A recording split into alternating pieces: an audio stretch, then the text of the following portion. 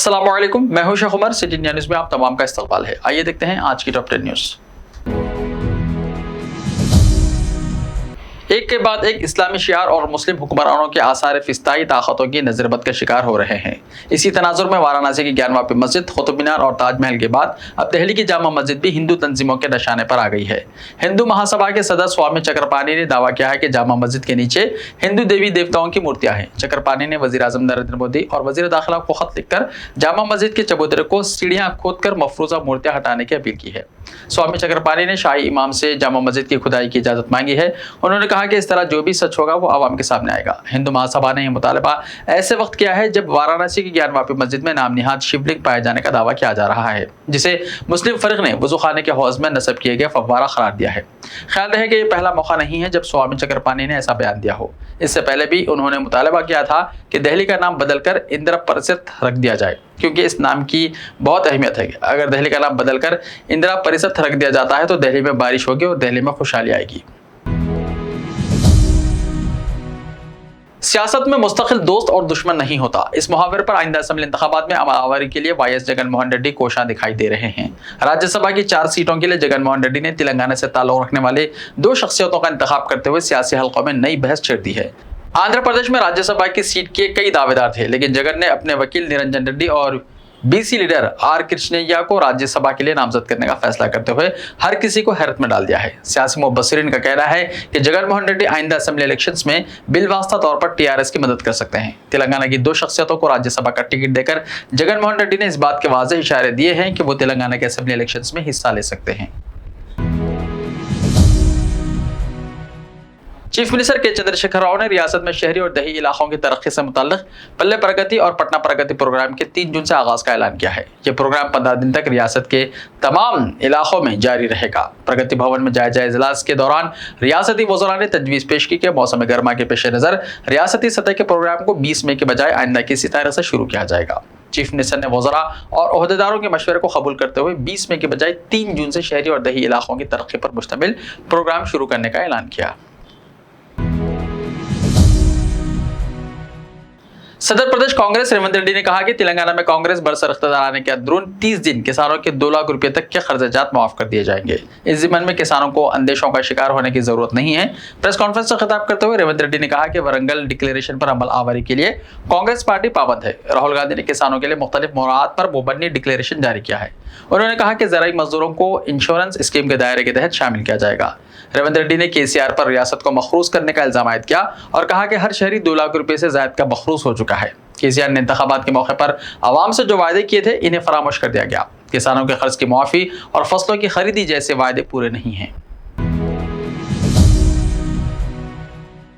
तेलंगाना हज कमेटी की जानिब से आज़मीन हज के लिए आज पहला तरबियती कैंप मुनक्किद हुआ। सदर नशीन हज कमेटी अलहाज मोहम्मद सलीम और मौलाना मुफ्ती खलील अहमद शेखुल जामिया जामिया निज़ामिया ने आज़मीन हज को मशवरा दिया कि वो हज की अदायगी के दौरान खुशू और खुजू का मुजाहरा करें और इखलास के जरिए मनासिक हज की अदायगी को यकीनी बनाएं। मक्का मुकर्रमा में एक नमाज का सवाब 1 लाख नमाजों के बराबर है। उन्होंने कहा कि हज एक इबादत है, इसे तिजारत या तफरीह का सामान ना बनाएं और ना शोहरत के लिए हज करें। हज में अगर इखलास ना हो तो अदायगी पूरी नहीं होती। मौलाना मुफ्ती खलील अहमद ने कहा कि हज की कबूलियत की सूरत में हाजी के तमाम गुनाह माफ़ कर दिए जाते हैं। उन्होंने कहा कि हज की सआदत सिर्फ अल्लाह की खुशनुदी हासिल करने के लिए होनी चाहिए। मौलाना मुफ्ती खलील अहमद ने मनासिक हज और फ़ज़ाइल हज पर खिताब किया और आज़मीन हज से कहा कि वो मक्का मुकर्रमा और मदीना मुनव्वरा में आदाब को मलहूज़ रखें। सदर नशीन हज कमेटी जनाब मोहम्मद सलीम ने आज़मीन हज के लिए इंतज़ामात की तफसीलात बयान की और कहा कि अल्लाह के मेहमानों की खिदमत के जज्बे के तहत उन्होंने हज कमेटी की सदारत कबूल की है। साबिक़ में वो नायब सदर नशीन हज कमेटी की हैसियत से खिदमत अंजाम दे चुके हैं।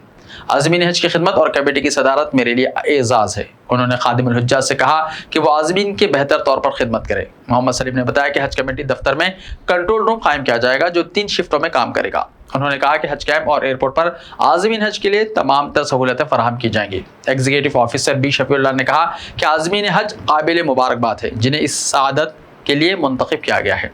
साल 2019 में कोविड के हालात के बाद अल्लाह ताला ने साल 2022 में हज की सआदत फराहम की है।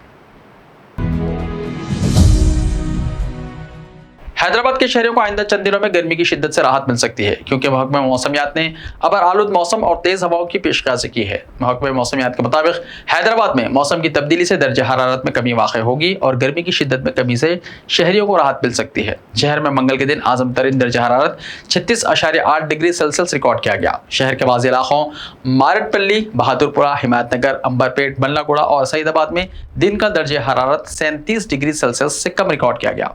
दर्जा हरारत में कमी के बावजूद रुतूबत में कोई कमी वाक़ नहीं हुई, जिसके नतीजे में अवाम बदस्तूर बेचैनी महसूस कर रहे हैं। सुबह के औक़ात में रुतूबत 71% दर्ज की गई। महकमे मौसमियात ने शहर के बास इलाकों में अबर आलूद मौसम और हल्की बारिश की पेशकश की है। दिन के औक़ात में दर्जा हरारत 35 से 38 डिग्री सेल्सियस रिकॉर्ड किया जा सकता है।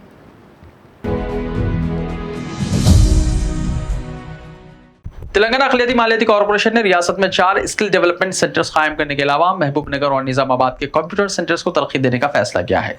सदर-ए-नशीन तेलंगाना अखिलियती मालियाती कॉर्पोरेशन इम्तियाज इसाक की सदारत में आज पहला बोर्ड मीटिंग इजलास मुनक्किद हुआ, जिसमें मुख्तलिफ उमूर का जायजा लेते हुए पेंडिंग प्रोजेक्ट्स को मंजूरी दी गई है और साथ ही चंद नए फैसले किए गए हैं। बाएं बाजू के 10 जमातों के कायदीन का CPI के रियासती सेक्रेटरी सी वेंकट रेड्डी की जेर सदारत CPIM के रियासती ऑफिस में इजलास हुआ, जिसमें महंगाई, RTC किरायों, बरक़ी बिल्स में इजाफे के खिलाफ 25 ta 31 मई रियासत भर में एहतजाज मुनज़्ज़म करने का फैसला किया गया। सुप्रीम कोर्ट ने तेलंगाना हाई कोर्ट को नोटिस जारी की है। तेलंगाना हाई कोर्ट के एक फैसले के खिलाफ सुप्रीम कोर्ट में दरख्वास्त दायर की गई, जिस पर सुप्रीम कोर्ट ने सवाल किया कि हाई कोर्ट के बजाय सुप्रीम कोर्ट में दरख्वास्त दाखिल करने की क्या वजह है।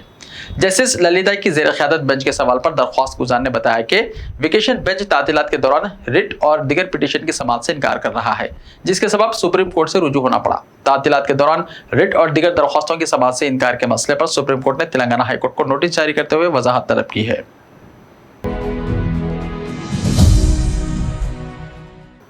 मुल्क के सरकर्दा शहरियों की फहरिस्त में हैदराबाद मुख्तलिफ वजूहात की बिना पर सर फहरिस्त रहने के अलावा फहरिस्त के इब्तदाई शहरों में शुमार किया जाता रहा है, लेकिन इस मरतबा शहर हैदराबाद के कार ड्राइवर्स की वजह से शहर हैदराबाद हिंदुस्तान के सर फहरिस्त शहरों में तीसरे नंबर पर है, जहां अच्छे ड्राइवर्स मौजूद हैं।